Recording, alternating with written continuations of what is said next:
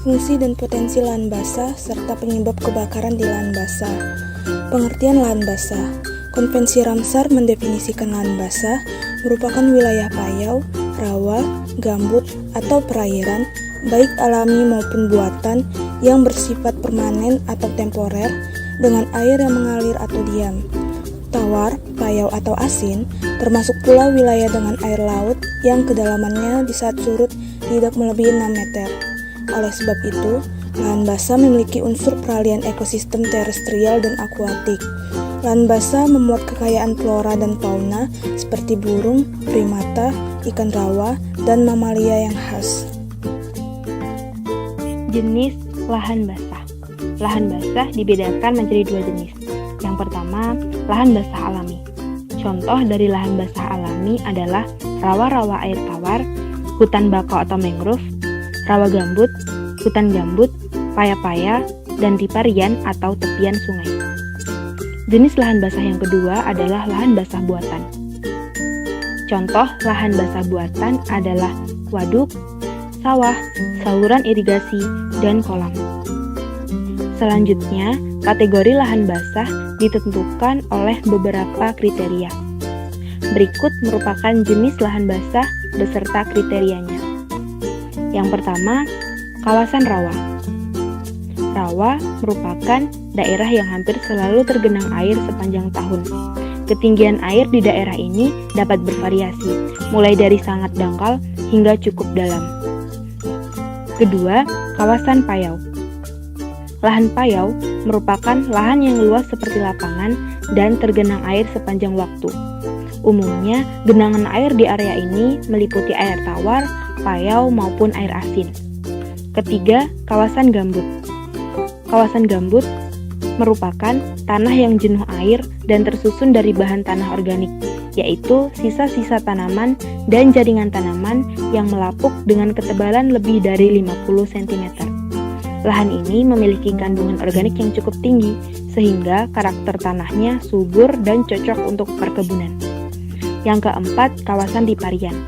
Riparian adalah kawasan peralihan antara daratan dengan sungai. Riparian ini biasanya disebut tepian sungai. Kelima, lahan basah buatan. Lahan basah buatan merupakan hasil rancangan manusia yang tersusun atas air, tanaman, dan hewan. Kawasan ini mirip dengan rawa alami yang dapat dimanfaatkan manusia. Umumnya rancangan untuk pemurnian air tercemar dengan mengoptimalkan proses biologi, fisika, dan kimia yang saling terintegrasi. Yang keenam, lahan basah mineral. Lahan basah mineral terdiri dari marsh, yaitu suatu ekosistem yang mempunyai kandungan mineral kurang baik dan sebagian besar ditumbuhi rerumputan. Ekosistem ini biasanya ditemukan di pinggiran sungai, terutama di wilayah yang mengalami pembentukan delta. Yang ketujuh, lahan basah organik. Lahan basah organik tersusun atas bog, yaitu ekosistem dengan karakteristik drainase yang buruk, basah, dan sebagian besar tersusun dari tumbuhan bunga dan lumut. Kandungan air wilayah ini cukup asam dan berasal dari air hujan.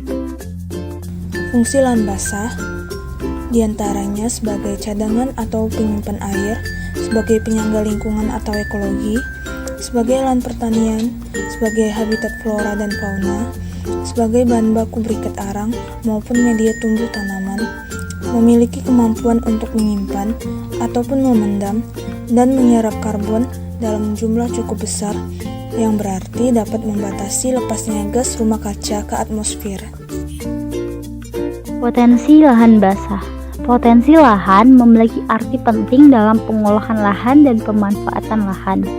Sebagai negara yang kaya akan berbagai macam jenis lahan, persebaran lahan di Indonesia cukup beragam.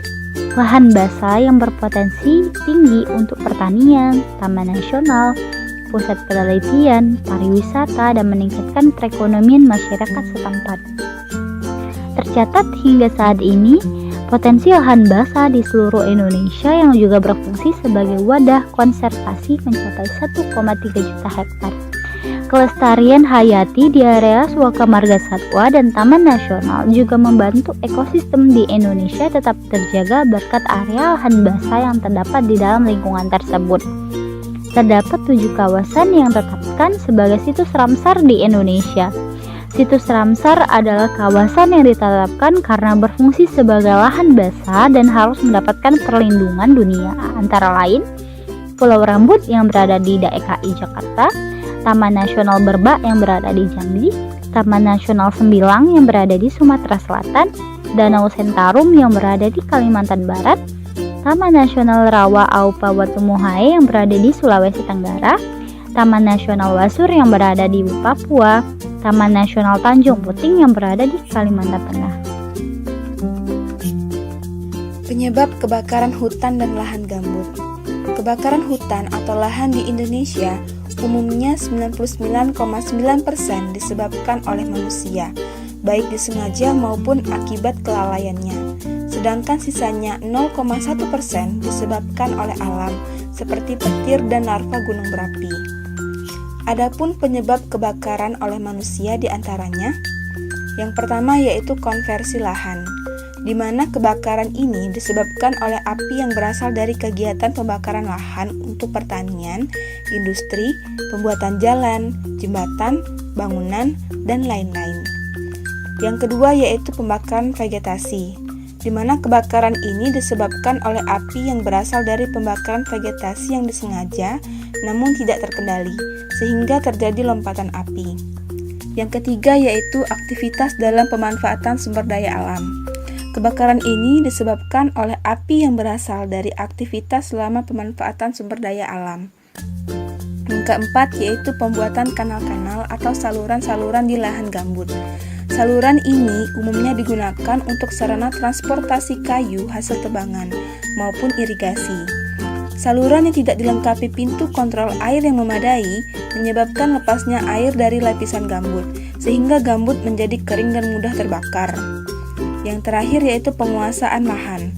Api sering digunakan masyarakat lokal untuk memperoleh kembali hak-hak mereka atas lahan, atau bahkan menjarah lahan tidak bertuan yang terletak di dekatnya. Teori segitiga api. Sebelum kita membahas mengenai segitiga api, harus tahu terlebih dahulu asal mula terbentuknya api. Api adalah reaksi kimia dari berbagai elemen yang menghasilkan pembakaran, mulai dari cahaya, panas, dan reaksi kimia lainnya. Segitiga api merupakan teori terbentuknya api melalui penggambaran skema berbentuk segitiga. Jenis-jenis bahan reaksi kimia yang menyebabkan kebakaran, yang pertama, bahan bakar, kedua, oksigen, ketiga, sumber panas. Pertama, bahan bakar. Bahan bakar merupakan pembentuk api, bisa berasal dari benda padat, cair, maupun gas. Pertama, padat. Contoh dari padat yaitu kayu, kertas, kapas, dan lain-lain. Contoh dari cair yaitu minyak tanah, bensin, spiritus, dan lain-lain. Contoh dari gas yaitu karbit, LPG, LNG, dan lain-lain. Jenis-jenis reaksi kimia yang kedua yaitu adalah oksigen. Oksigen merupakan salah satu unsur yang ada di dalam udara. Dengan kadar oksigen 16%, maka dapat menimbulkan reaksi pembakaran. Terakhir, sumber panas. Sumber panas dapat berasal dari faktor alam, energi panas yang timbul akibat reaksi kimia, energi panas akibat listrik, energi panas mekanik, nuklir, energi panas matahari, dan lain-lain. Dari ketiga unsur tersebut akan terjadi reaksi kimia yang menyebabkan timbulnya api, sehingga dapat menyebabkan kebakaran. Faktor pendukung terjadinya kebakaran hutan dan lahan gambut. Areal rawa gambut tergolong dalam lahan basah di mana akan mengalami genangan tiap tahunnya. Meskipun demikian, di saat musim kemarau akan menjadi areal kering yang rawan terjadi kebakaran. Tingkat kerawanan terjadinya kebakaran hutan dan lahan gambut dipengaruhi oleh beberapa faktor, di antaranya kondisi iklim, kondisi fisik, serta kondisi ekonomi, sosial, dan budaya. 1. Kondisi iklim. Kondisi iklim terutama pada periode di mana curah hujannya rendah dan intensitas panas matahari tinggi merupakan salah satu pendorong kerawanan terjadinya kebakaran. Kondisi ini pada umumnya terjadi antara bulan Juni hingga Oktober dan kadang pula terjadi pada bulan Mei sampai November. 2. kondisi fisik. Kondisi fisik lahan dan hutan yang telah terdegradasi, baik di tanah mineral maupun gambut ini, menjadi sumber emisi gas rumah kaca, karena rentan terhadap kebakaran di musim kemarau panjang. Terdegradasinya hutan dan lahan gambut dapat disebabkan oleh aktivitas ilegal logging, konversi lahan untuk pemukiman, persawahan, perkebunan, dan pertambangan. 3. Faktor budaya. Budaya ketergantungan masyarakat terhadap sumber daya alam telah mendorong terjadinya eksploitasi yang tidak terkendali dan kurang bertanggung jawab, seperti berburu satwa liar, menangkap ikan dengan racun, dan menebang kayu secara ilegal. 4. Faktor ekonomi. Kondisi ekonomi masyarakat yang minim memaksa mereka membuka lahan dengan cara membakar karena dianggap lebih murah, mudah, dan cepat. Hal inilah yang menjadi potensi ancaman rusaknya kelestarian hutan. 5. Faktor sosial. Berbagai konflik sosial di antara masyarakat sekitar kawasan hutan memicu mereka bertindak anarkis dengan membakar hutan. Hal ini dipicu atas rasa kekecewaan terhadap sistem pengelolaan lahan yang tidak memberikan manfaat ekonomi untuk mereka.